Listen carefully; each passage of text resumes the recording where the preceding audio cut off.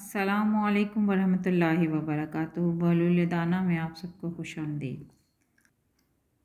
جیسا کہ آپ سب واقف ہیں کہ میں بحلول کے زندگی کے بارے میں جو کچھ واقعات ہمیں اپنی تاریخ سے ملے ہیں وہ آپ کے سماعتوں کی نظر کر رہی ہوں، تو اسی کا سلسلہ آگے کچھ اس طرح سے ہے کہ ہارون نے اپنی بہت سی کوشش کی کسی طرح بحلول پر گرفت کی جا سکے، لیکن اس کی حاضر دماغی، اس کی پرحکمت گفتگو اور عوام کے ساتھ اس کی قربت نے اسے اس کا موقع نہیں دیا۔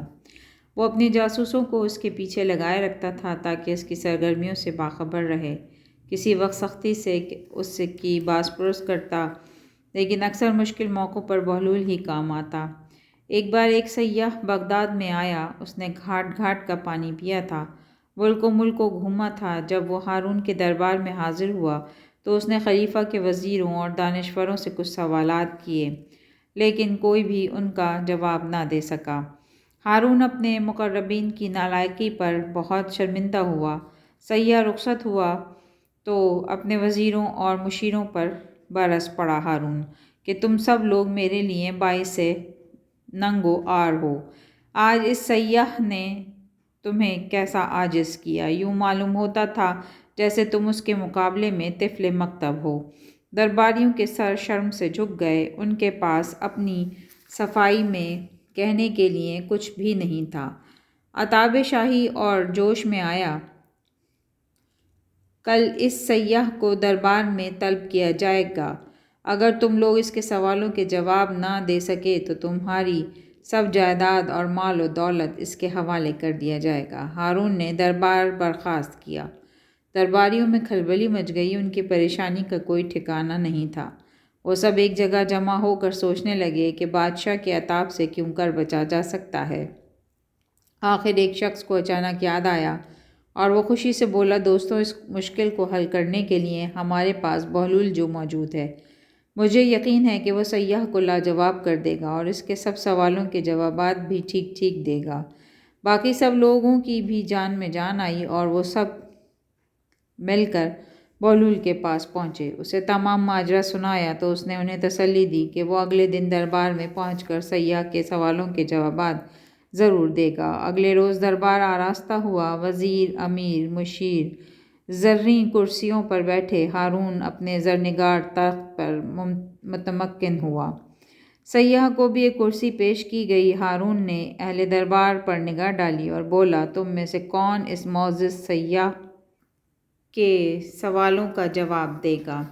اہل دربار نے آنکھوں ہی آنکھوں میں ایک دوسرے کی طرف دیکھا کہ بحلول کا نام کس طرح لیں، کہیں اس کا نام ہارون کو ناگوار نہ گزرے کہ اسی وقت بحلول کی آواز گونجی، یہ دیوانہ حاضر ہے۔ اہل دربار کو زحمت کرنے کی ضرورت نہیں، وہ اپنی لاٹھی پٹکتا گدڑی شانے پر ڈالے داخل دربار ہوا اور سیاح کے قریب جا بیٹھا۔ ہارون کچھ ہچکچایا، لیکن پہلو میں بیٹھے ہوئے وزیر نے اس کے کان میں کچھ کہہ دیا جس سے اس کے چہرے پر اطمینان کی جھلک نظر آئی۔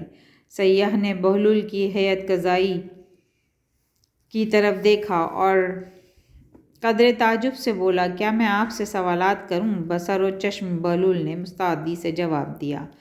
وہ سیاح اٹھا اور اپنی چھڑی سے زمین پر ایک دائرہ کھینچ دیا۔ بحلول نے فوراً ہی اٹھ کر اپنے عصا سے اس دائرے کے درمیان میں ایک لکیر کھینچ کر اسے دو حصوں میں بانٹ دیا۔ سیاح کے چہرے پر مسکراہٹ آئی اور اس نے ایک اور دائرہ کھینچ دیا۔ بحلول نے اس مرتبہ دائرے کو 4 حصوں میں بانٹا اور ایک حصے پر چھڑی رکھ کر کھٹکھٹائی۔ سیاح نے قدر حیرت سے اس کی جانب دیکھا اور زمین پر اپنا ہاتھ الٹی طرف رکھ کر انگلیاں آسمان کی سمت اٹھا دیں۔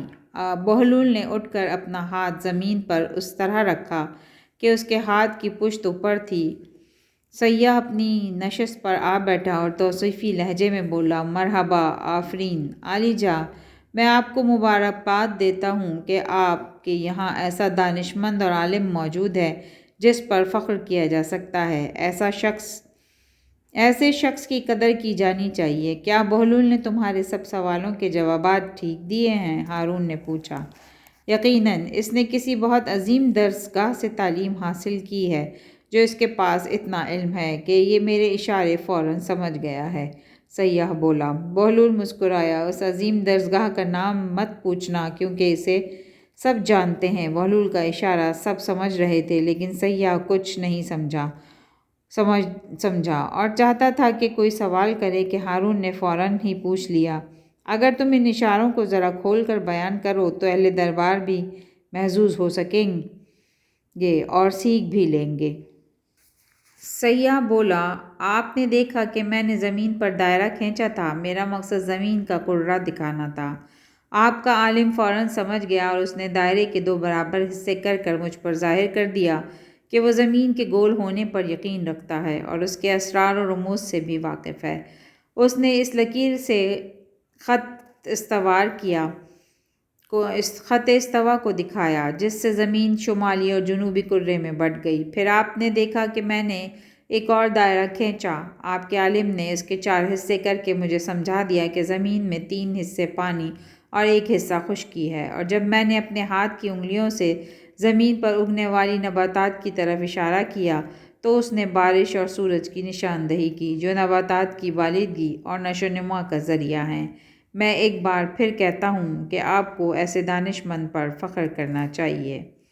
اس کے ساتھ ہی آپ سے اجازت چاہتی ہوں، پھر آپ کی خدمت میں حاضر ہوں گی بہلول کا کوئی نہ کوئی واقعہ لے کے۔ جزاک اللہ خیراً کثیرا۔